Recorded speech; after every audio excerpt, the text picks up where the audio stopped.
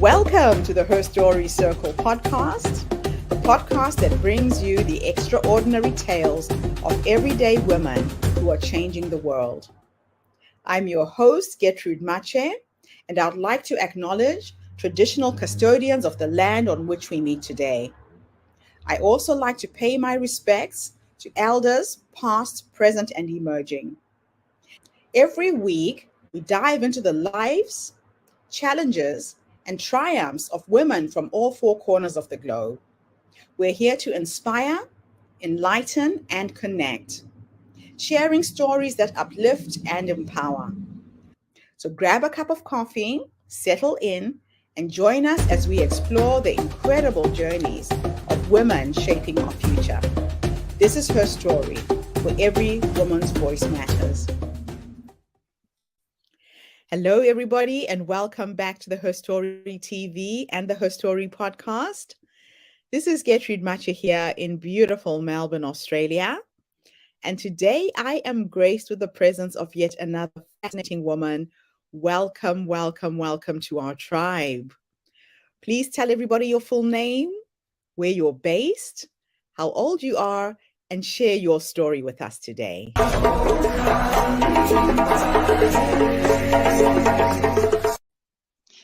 Hi, Gertrude. Thank you so much for having me here. It's a great honor to be speaking with you. My name is Isidra Mencos, and I live in Northern California in a city called Concord, although I am born and raised in Barcelona, Spain. And my age is 63 years old, almost 64. I'll be turning 64 in September. And I've had a very long and varied career, but what I would like to talk about today is how it's never too late to pursue your dreams. I always dreamed of being a writer, and I wrote on and off. I doubled in writing for many years, but I didn't really commit fully to being a writer until 2016. I was 58 years old and I had a very successful corporate career. I had a beautiful family with a son and my husband, but something was missing. There was something, a hole in me, a part of me that felt unhappy. And I knew it was because I wasn't pursuing that dream, even though I had published two books, but they came about almost by chance. One was an academic book, the other was a book that it was put together very quickly because a small publishing house heard me reading at a writers conference and they wanted to do something with me, but I hadn't really committed to a full schedule, daily schedule as a writer, and I always felt that loss, that gaping hole in my life. So it came to a point where I was carrying this low grade depression with me all the time. And finally, I sat down and I talked to my husband and I said, look, I just cannot do this anymore. I need to give myself an opportunity to pursue my dream. It was a very hard decision because I was the breadwinner or the main breadwinner in my family. My husband was a radio broadcaster for a nonprofit. So I really was the one bringing the bacon home for 20 years. So I talked to him and I talked to my son and I said, look, if I don't do this, I know I'm going to regret it at the end of my life. I have to give myself a chance to pursue this dream. But we're going to suffer financially. We're not going to have the same level of income that we had when I had a very plush corporate career. We may even have to sell our house in the future. So I just want to tell you this is what's going to happen. Are you ready for this? Will you support me in this journey? And both my husband and son said yes. So I have to give them props for supporting my dream as well. It's something that I couldn't have done without their support. So in 2016, I started thinking, I quit my job. I had been with that corporation for 10 years. Previous to that, I had been teaching at UC Berkeley, where I had studied my PhD, and I had had my own business as a writer and editor for Spanish speaking media in the US, very successful business. So after all that trajectory, I quit my job, and it wasn't easy because all of a sudden you go from being editorial director of the Americas, managing teams in several countries, making a great salary, having great benefits. You have the money, you have the prestige, you have the security, and all of a sudden all of that disappears. You don't have anything. You are a nobody in this new profession that you have chosen. You don't have any financial security. It wasn't easy, but I did it. And what I did, since I still needed to make a living, is at the same time that I started writing consistently, really with passion, I launched a business as a writing coach and an editorial development editor, and also as a ghostwriter, helping other people write their own books. I had been working as a writer and editor all my life, so I had a lot of background on that, a lot of experience. I could do it bilingually. I'm bilingual, English, Spanish, although I speak English with a lot of accent. And so I launched that business, but at the same time, it was a delicate balance because I had to balance my writing time with my business. I couldn't let my business go nuts because then I wouldn't have had the time to do my writing. So I chose to work quite of part time and maintain my business under certain limits so I could actually have that time for writing. And at the same time, I did another big change, which is I started writing in English. Before that, I had been writing in Spanish. But because I was taking classes here in the US and I had to present my work in English, I had to start writing in English. And it actually was a really fun challenge for me. I already had very good fluency in English, so that wasn't a problem. But it is difficult when you're doing literary writing.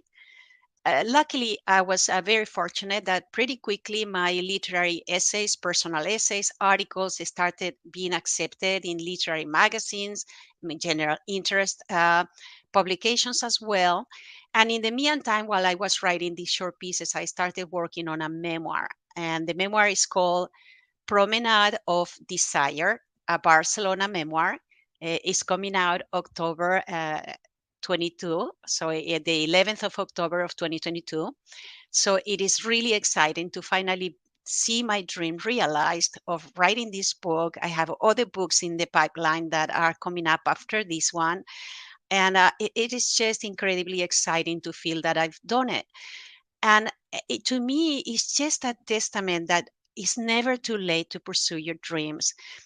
At this age, when you are in your 50s, even your late 40s, um, people start thinking about, well, what do I want to do with the rest of my life? We live a lot longer. So, even if we retire, we're not going to just sit at home or go play golf. The majority of us want to have a job or an occupation with purpose and intention. And I think that's really important to figure out what you're going to do afterwards. And many of us have had to postpone a dream because we needed to make a living and support our families or support ourselves. So I really think that that is a wonderful goal to look forward to. What is that pivot that you're going to do at a certain point in your life where maybe your intention and your purpose is going to go away from that career building, being very prestigious, making a lot of money, and you're going to start leaning again back into your dreams, the dreams that you always had as a youth, and exploring other adventures that also have intention and purpose. And perhaps that purpose is not anymore to have a very prestigious title, is more to be developing your inner life or to put something out in the world that is going to be inspiring for others. So I think that in retrospect, I would have done things a little bit differently. So that's why I feel like people that are contemplating a big change and pivot in their lives, they could benefit from starting to plan that pivot while they are still in that secure job, if they can. Like they can do things like explore their interest, educate themselves in the line of work that they want to do after. They can set up a website with their dream job or company or business that they're going to launch after they leave their secure, stable corporate job. They can even start creating a social media presence with this other personality or persona that you're going to have in your new business or dream or artistic career or whatever else you choose. So there's a lot of steps that you can take while you still have that job or that occupation that perhaps puts money in the bank, sustains your family, gives you some satisfaction, but that you know is not going to fill you all the days to the rest of your life. So for me, for example, when I started working in my memoir, something that was very clear to me and very important is that my story couldn't just be my story. It was the story of a generation because I grew up in Spain under a dictatorship. And that when I was 17, the dictator died. And then Spain in 3 years had transformed into a democracy with general elections. But the cultural change was a lot faster. It was a matter of literally like days. It was the dictator died, and we went from being a country where it was completely forbidden to even kiss in public. It was that repressive.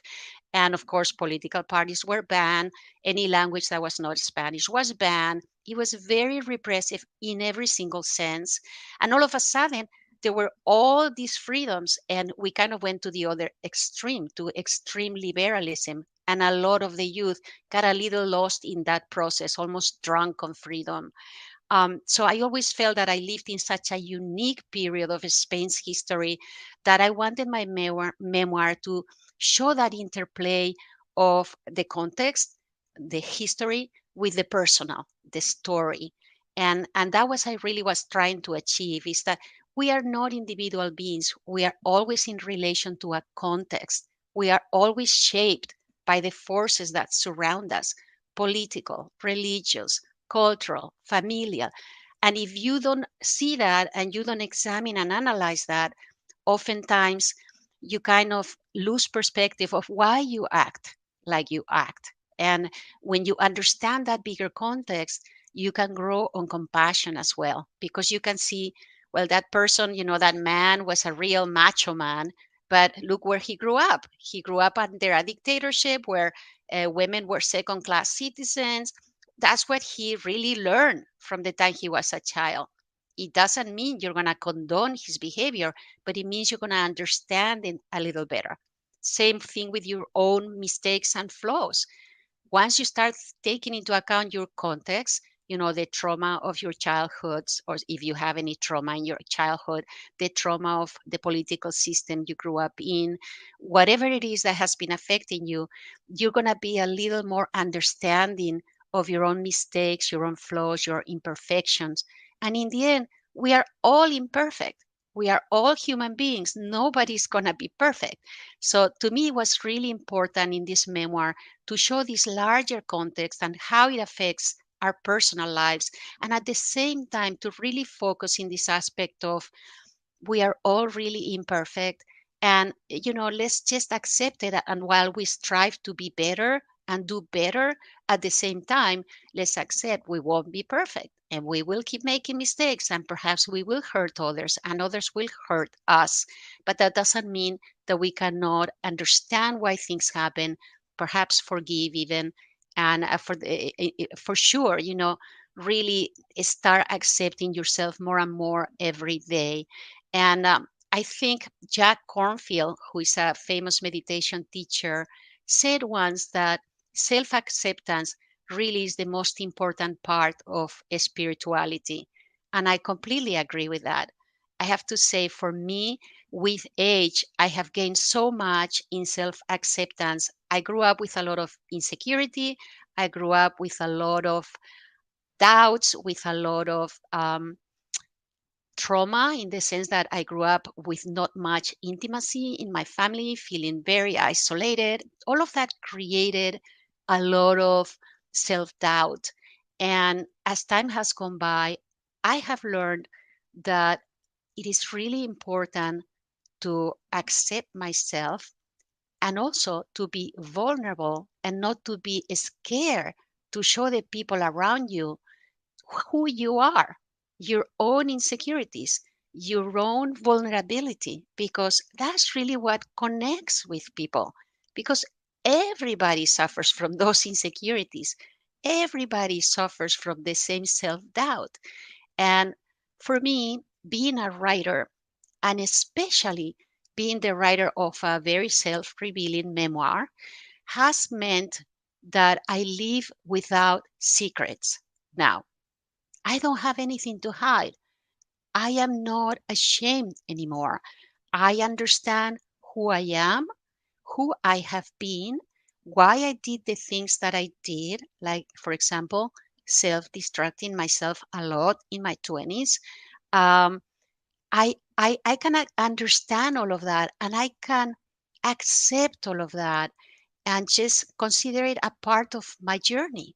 And I have reached a point now that I I feel a lot more secure. So it's just they say that the devil knows more from being old than from being a devil, and I agree. I think years bring with them a special kind of wisdom, and one of the most important pieces of advice that I can give anybody is, if you've grown up in such a way that strip you of self-confidence, that made you feel insecure, you can give yourself that security. You can give yourself that acceptance. You can give yourself that self love. And once you give all of that to yourself and you accept who you are with all your flaws, you are not scared to show yourself to the world, and the world responds to a person that shows herself in all her plenitude, in all her sincerity, in all her facets. So that's definitely a big piece of advice that I can give anybody is just rely on yourself, love yourself. Maybe you didn't have that acceptance, but you can give it to yourself. And once you give it to yourself, others will also give it to you. Wow. What an incredible journey you've been on. Absolutely fascinating. They say that the richest places in the world are graveyards because they're full of people who had brilliant stories, amazing ideas, and they didn't have the courage to just take a pen and paper and put it down on paper. So, if you could go back to the younger you, it could be somebody who's listening to us right now, thinking about quitting a job, transitioning to do something creative, and you gave them three nuggets of wisdom on how to get started, what would those three nuggets of wisdom be based on what you've learned so far? The first one would be the first nugget of wisdom I would give them would be, don't be scared to take risks. Without big risks, you're not going to get big rewards. I took a lot of big risks in my life, even before I abandoned my corporate job in 2016. One of the biggest risks I took was coming to this country. I came here with two suitcases. I came here to study a PhD. It was one of the hardest things I've ever done. I came here 2 months later. I had an ulcer. I was so stressed out with this lifestyle in America, everybody busy all the time, etc. But that moment of shock, cultural shock and loneliness, missing my family, missing my country, missing my language, missing my culture, transformed into one of the richest journeys of my life. And if I hadn't come here, I would never have been the person I am today. So, one, don't be scared to take risks. The second one would be prepared before you take that risk. One thing is taking risks, and the other thing is taking crazy risks. I mean, you can take risks, like, say, abandon a job to start a new career pursuing your dream. That's fine. But if you can, before that, make that jump, prepare a little bit, investigate how to do a good job in that new career path, in that new business. Try to start it while you still have your other job. You can start doing some things in the weekends, in the evenings. You can even start a blog and put it out into the world as a way to train yourself to be brave. So prepare, read about it, read podcasts about your future line of work or career. Excuse me, listen to podcasts. I would have to say, listen to inspirational podcasts like this one to see how other women have done it. Um, and the third piece of advice that I would do, Let me see. I would say collaborate with others. I think that no work of art and no successful career is ever done by yourself. Everything you do is going to be better if you find collaborators, mentors, inspiration from somebody else. If you don't have a chance to find a in-person mentor, for example, look from for it in podcasts, look for it in books, look for it in social media, wherever it is. But find those figures that are going to be that the lighthouse that's going to take you home and that are going to support you in your down moments. And that might just be a friend. I love that. Now, you made a decision much, much later in life. What was the camel that broke the straw that broke the camel's back? What happened to make you at 58 say, I'm doing this. This is what I want to do for the rest of my life. There must have been an incident, something that made you make such a big decision. I don't know if it was a particular incident. I think it was more feeling always kind of depressed, even though things were going well externally.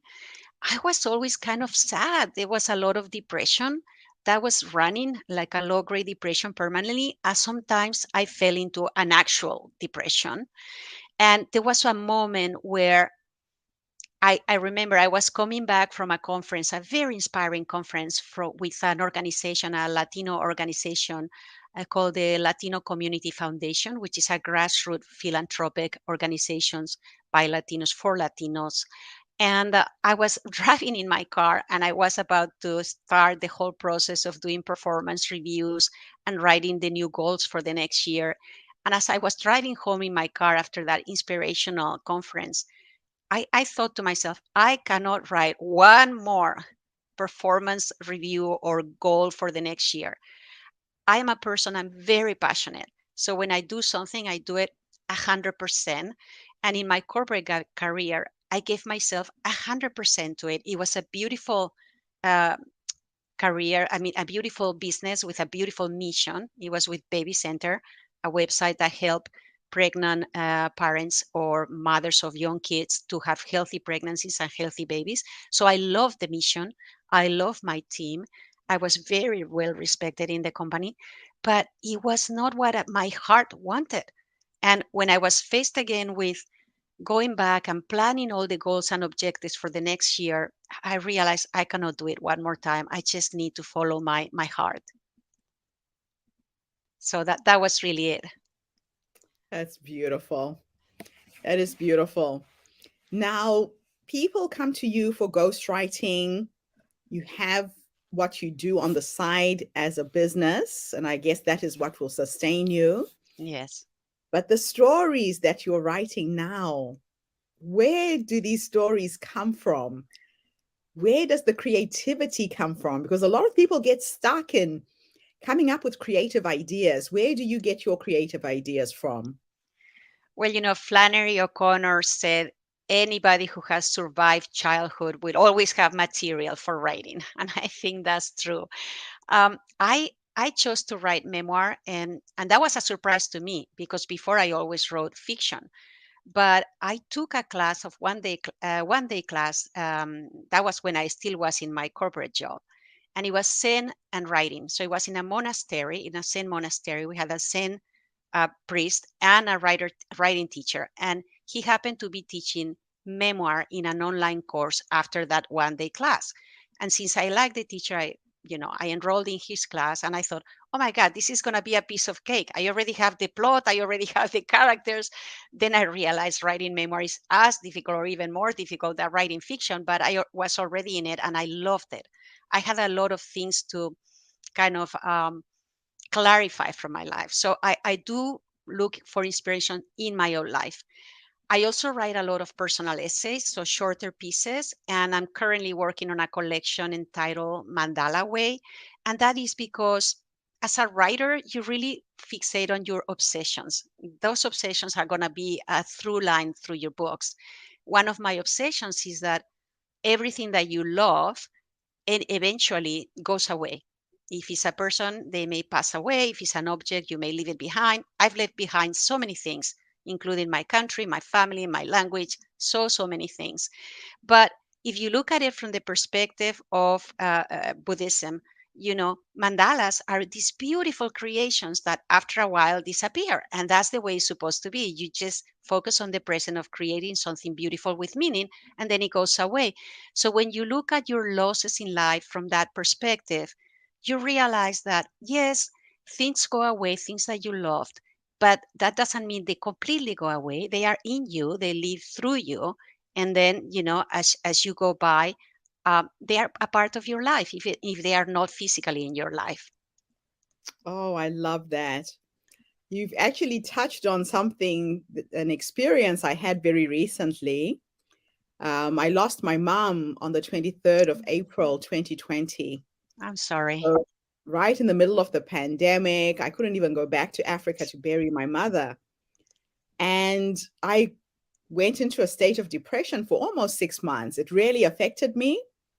And then one morning, I woke up in a dream.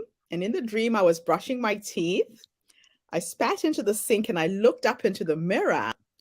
And the person looking back at me wasn't me, it was my mom. Oh my God. In this dream, she was vibrant, she was healthy, she was well. And she said to me, "Do you see what I did, baby? Do you see what I did? I made you look like me." So I was a splitting image of my mother. People used to think we were sisters. She said, "I made you look like me so that you'll remember I haven't gone anywhere." She said, "I am in you, I am with you, but you need to get up and do your work. So long as you're 6 feet above the ground, the job is not done. Get up and do your work." And I snapped out of a state of depression because of that dream. So, what you're saying is very, very pivotal. These mandalas, they come and they go when we enjoy them while they're vibrant and colorful and we can see them and touch them. But then they wither away. Doesn't mean they're gone completely. They've just transformed into another energy. That is a very, very beautiful analogy and something for people to hold on to, especially in times of grief. Yes, Thank you that's for a sharing that. beautiful, beautiful. Gertrude, you gave me goosebumps with the story of your mom and your dream. That's absolutely gorgeous. And that's another thing that is so important because I also had a dream once that changed my life. And it was, I had a problem with alcohol when I was in my 20s. And it was a dream that actually saved me from that. I was working with a Jungian therapist, and Jungian therapy is all about dreams. And that's another thing I recommend to anybody who's going through trouble. Do look for someone to help you out, an expert. In my case, I love Jungian therapy, and I had this dream, and this is in my memoir. I had been having a lot of issues with alcohol for 10 years, and I didn't think it was a problem because to me it was just when I was going out dancing, which was 3 or 4 nights a week, and I felt, I'm getting up and going to my job and I do great in my job. Why is this a problem? Everybody has fun when they go dancing, everybody drinks. Yeah, but not everybody gets completely drunk like I did. So finally, I had this dream one night where I was coming to my house and they told me that a little boy that was going to sleep, that it was about to go to bed, the only way he went to bed and went to sleep is if he drank a shot of cognac. And when I heard that, I was like, that's crazy. You cannot give cognac to a little boy. So then I went to visit the little boy, and the cognac was on the nightstand. And I said, I grabbed the glass and I said, "You can't drink this. This is not good for you." When I did that, that little boy transformed into a devil. And he got up and grabbed the nightstand and wanted to hit me on the head with the nightstand. And I woke up in a panic. And when I brought that dream back to the therapist office, even before she told me, I knew exactly what it meant. I had been giving cognac to my hurt little child just to quiet my hurt and my pain, from different traumas in my life. From that moment on, that problem with alcohol disappeared. I could have a drink, but I didn't need to get drunk. It just was immediate. It was a message from my subconscious. Oh my gosh. Yeah, What an amazing dream. yeah. Listen Dreams to are your inner powerful. voice. Yes. Yes.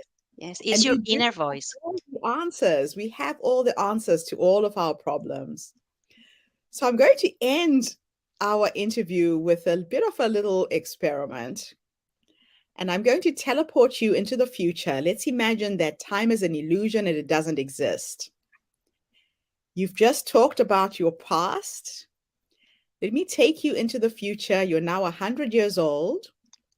You're sitting in your rocking chair, surrounded by your grandchildren, your children, your husband, your dogs, and your cats.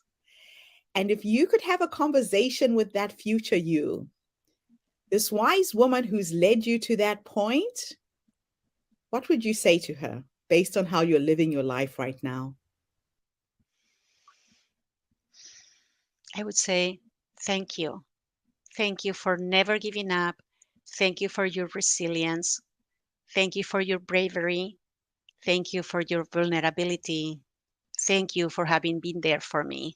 Again, I love to share that question because we are all guided by our future selves. And sometimes when you're struggling with something, go into meditation, go into prayer, and ask your future self, how am I supposed to do this? You're born with the answers. You know exactly what you're supposed to do, but sometimes we forget just by the condition of being human. So thank you so much for gracing us with your story, gracing us with your presence today. And thank you to everybody who's tuned in. The Her Story movement is attracting some phenomenal women on the planet. Tune in again tomorrow when I come back with yet another amazing guest. In the meantime, have a fantastic day, morning, or evening, wherever you are in the world. And Isidra, thank you so much for this interview. Thank you, Gertrude. Bye for now, everybody. Thank you for tuning into the Her Story Circle podcast. I hope today's story has inspired you to believe in the power of our stories and the difference you can make in the world when you use your voice. I'm Gertrude Mache, and it's been an honor to share this space with you, where voices from all walks of life come together to weave a rich tapestry of diverse perspectives. Don't forget to subscribe, rate, and review our podcast to help us share these stories with more listeners. Follow us on social media by looking for the Her Story Circle podcast for more updates. And join us tomorrow for another episode filled with courage, resilience, and empowerment. Remember, your story matters, and together we're building a stronger, more inclusive world. Until next time, keep making her story.